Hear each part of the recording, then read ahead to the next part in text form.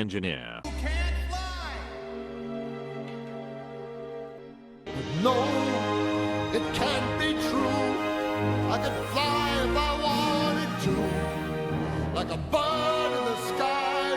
If I believed I could fly, why I'd fly. Delivery! And be on!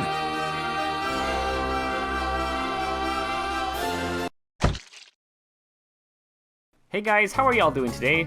My name is Nate, and today I'm going to teach you guys how to effectively sentry jump as engineer. Sentry jumping is one of the more uncommon things people learn in TF2, but gosh dang it, it's one of my favorite things to do.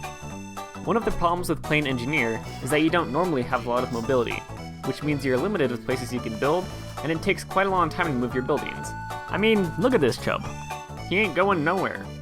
Sentry jumping can adequately remove those problems by giving you more speed and access to certain areas you normally couldn't reach. So let's go over all the things you need to know to get this fat cowboy off his feet. The first thing you need to have is a handy dandy Wrangler. This is a secondary weapon that lets you control the direction your sentry gun fires. If you don't have one, I would suggest either completing the Engineer Milestone 3 achievement, or trading one from a friend or scrap.tf. The second thing you need, of course, is a sentry. In this first case, my sentry is going to be level 3. If you haven't used a Wrangler before, it's pretty freaking simple.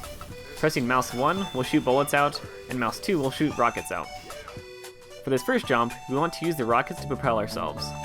Sentry jumping is pretty similar to a rocket jump. You're going to fire the rockets at your feet, and jump and crouch at the same time it hits. This will propel you very high up in the air like so. Super simple! Of course, a jump like this is going to be a bit trickier than a normal rocket jump. Instead of firing rockets that shoot out of your gun, you're shooting rockets that fire out of your sentry. This means you need to be aware of where your sentry is and where the rockets will travel. It's easy if you want to send yourself straight up, but once you start trying to send yourself in different directions, it's gonna get a bit harder. For example, let's say I want to jump onto that far platform. I need to get a slight running start so I have enough air movement to reach it. Once I start running forward, I need to send the rockets somewhere right below my feet so I pass over them as I hit the ground. And as they hit, all I need to do is jump and crouch at roughly the same time. Now if my sentry is farther from me, it's going to take longer for the rockets to travel. In this case, I need to wait a second before they reach me. Once the timing is right, I can run forward and perform the jump. This definitely takes a bit of practice to get down. If you want to change the angle you shoot at, you can always place the sentry right behind you. In this case, you just need to run backwards and do the same thing. It's almost the same as looking forward while you do it. In my opinion, the best way to sentry jump is to stand really close to your sentry like this.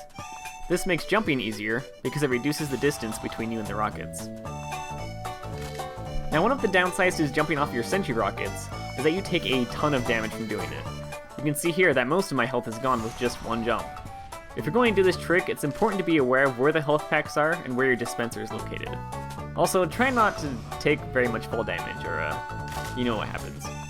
Whack whack. The second way to sentry jump is to use the bullets from your sentry. This method is a lot harder, but it's much more useful if you want to propel yourself a shorter distance. For this trick, you can use any sentry level you want. A level 2 or 3 sentry will shoot you faster than level 1. Funny enough, I would actually suggest a mini sentry for bullet jumping.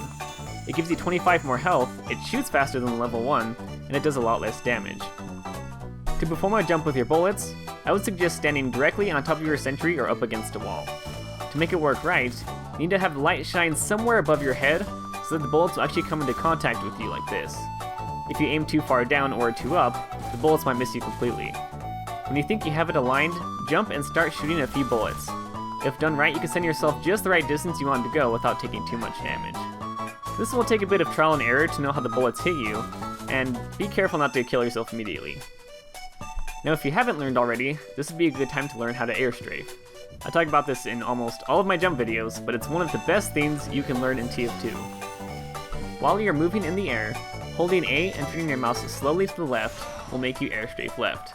Doing the opposite with D will make you air strafe to the right. This will be really useful later when you start doing sentry jumps in real games. Now I know most of you are asking, Nate Fox, how exactly does this help me in a game? Well, I'll show you how, with another beautiful weapon designed for engineer.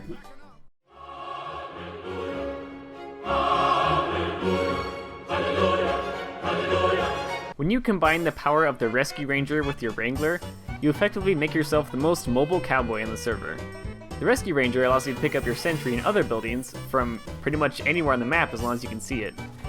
Like I mentioned before, Sentry jumping allows you to move very quickly into hard to reach places. If you take your buildings with you, then you can completely take the enemy team by surprise and make it much harder for them to reach you. For example, this building here on Bad Order Defense is a very popular place for engineers. You can land on this building by using a rocket or firing a few bullets. Once you're there, you can either build a teleporter or use your Rescue Ranger to bring everything up. And let me tell you, this place can be very tricky for the offense team to take down. Your Sentry can have a perfect line of sight to shoot down on players, and it makes it very hard for spies to get up there. On the offensive side, you can use your Sentry to access this higher area that you usually can't reach on foot. This lets you build a sneaky teleporter, or set up your Sentry near the spawn door on the right. Seriously though, there's a million places to Sentry jump. If you do it correctly, you can even be sneakier than the spies in your team.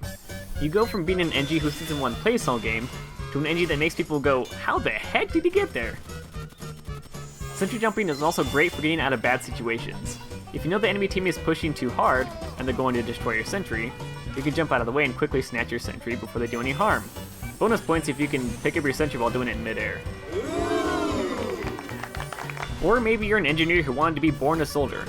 Then you can Sentry jump like this and mark and garden people in the face with your wrench. I don't know. That guy is super dead. If you guys want to practice these Sentry jumps, I would suggest trying out an easy soldier jump map or downloading TR Walkway, as long as you have a way to get health regen and ammo. Once you do it yourself and try it on various maps, you might start to see why Sentry jumping is one of the best things you can learn as engineer. Anyways, that's all I have for this tutorial. Thank you guys so much for watching, and I hope to see you all next time.